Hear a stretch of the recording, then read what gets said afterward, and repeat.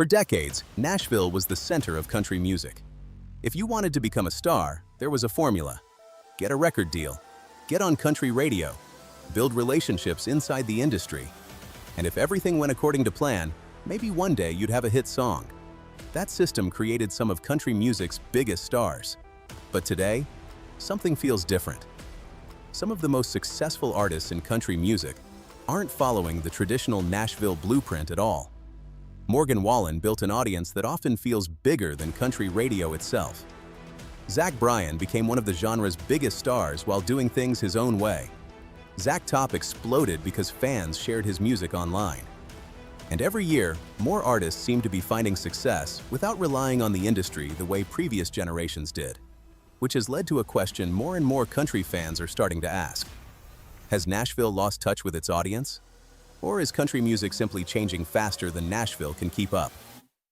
This is the story of the artists, songs, and moments shaping country music. This is CountryCurrent. For most of country music's history, Nashville was the gatekeeper. If you wanted a hit song, there was usually a path you had to follow. Record labels, country radio, industry executives, the people who decided what songs got played and which artists got promoted. And for a long time, that system worked. It helped create some of the biggest stars country music has ever seen. George Strait, Alan Jackson, Tim McGraw, Faith Hill, Kenny Chesney. The list goes on. But it also meant that a relatively small group of people had enormous influence over what country fans heard. If radio didn't support a song, it was difficult for that song to become a hit. If a label didn't believe in an artist, that artist often struggled to reach a national audience. For decades, that was simply how country music worked. And honestly, most people assumed it always would. Then the internet showed up. At first, the changes were small. A few artists started building audiences online. Fans started discovering music in new places. But eventually, streaming completely changed the game. Suddenly, country fans didn't have to wait for radio stations to tell them what was popular. They could decide for themselves. And for the first time in country music history, artists could build massive audiences without relying on the traditional system nearly as much as they once did.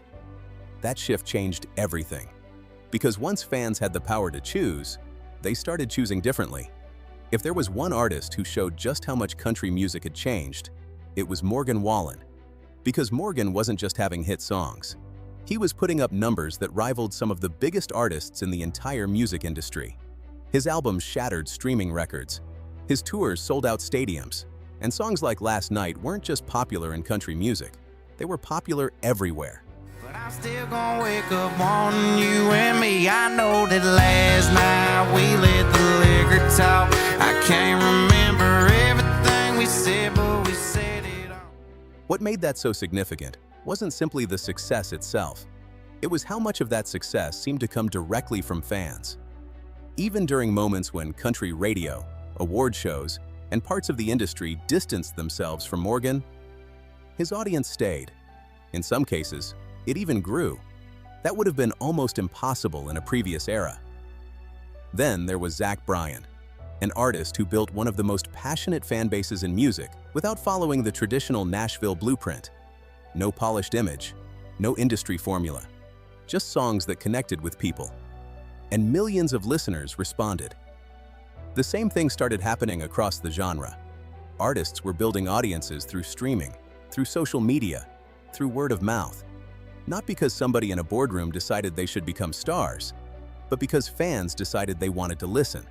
And that's where the conversation started changing. Because for the first time, country fans had more influence than the gatekeepers. They could support whoever they wanted, and increasingly, they were choosing artists who felt authentic, artists who felt real, artists who sounded different from what the traditional system had often promoted in the past. And that led to an uncomfortable question. If fans were finding some of their favorite artists outside the traditional Nashville machine, had Nashville started losing touch with what country fans actually wanted? Around the same time, artists like Morgan Wallen and Zach Bryan were exploding in popularity. Another trend started becoming impossible to ignore. Country fans were looking backward. For years, mainstream country music had moved toward bigger production, more crossover influences, more polished sounds. And while that approach brought new fans into the genre, it also left some longtime listeners feeling like something had been lost along the way. The steel guitars, the fiddles, the simple storytelling, the sounds that once defined country music. Then artists like Zach Top started showing up, and the reaction was immediate. Online comment sections filled with people saying the same thing. This sounds like real country music again. For years, many people inside the industry had argued that traditional country music couldn't compete in the modern world, that younger audiences wanted something newer, something more polished, something different. But Zach Top's rise started challenging that idea completely, because fans weren't just listening to traditional country music, they were actively searching for it. And Zach Top wasn't alone. Artists like Cody Johnson were proving there was still a massive audience for country music built around storytelling, steel guitars, and authenticity. What made this trend even more surprising was who was listening. It wasn't just older fans. Younger listeners were embracing these artists too.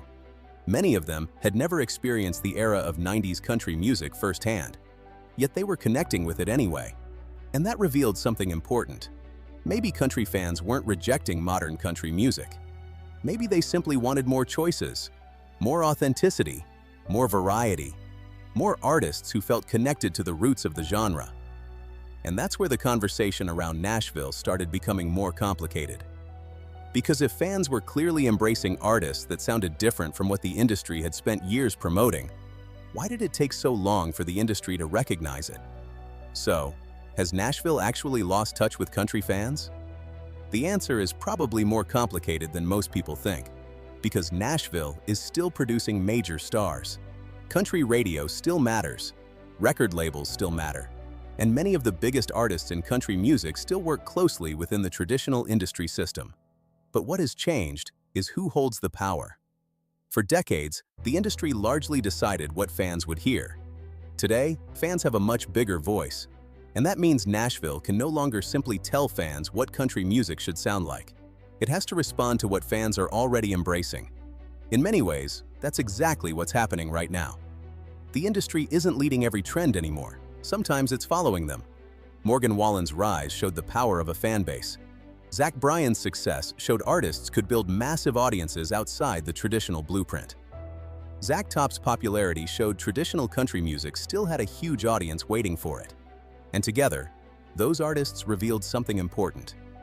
Country fans know what they want, and for the first time in history, they have the tools to make their voices impossible to ignore. Maybe that's why country music feels so different today. Not because Nashville disappeared, not because the industry stopped mattering, but because the relationship between fans and the industry changed. The gatekeepers still exist. They just don't control the gates the way they once did. And that may be the biggest shift country music has seen in generations. Because today, the next country superstar might come from Nashville, or they might come from TikTok, or YouTube, or a small town where nobody has ever heard of them yet. The path isn't as predictable as it used to be, and that's exactly why country music feels more exciting than it has in a very long time. Maybe Nashville hasn't lost touch with country fans. Maybe country fans finally gained a voice loud enough that Nashville had no choice but to listen. And that could end up being one of the best things that's ever happened to the genre. Thanks for watching. If you enjoyed this video, be sure to like and subscribe for more stories about the artists, songs, and moments shaping country music. This is Country Current.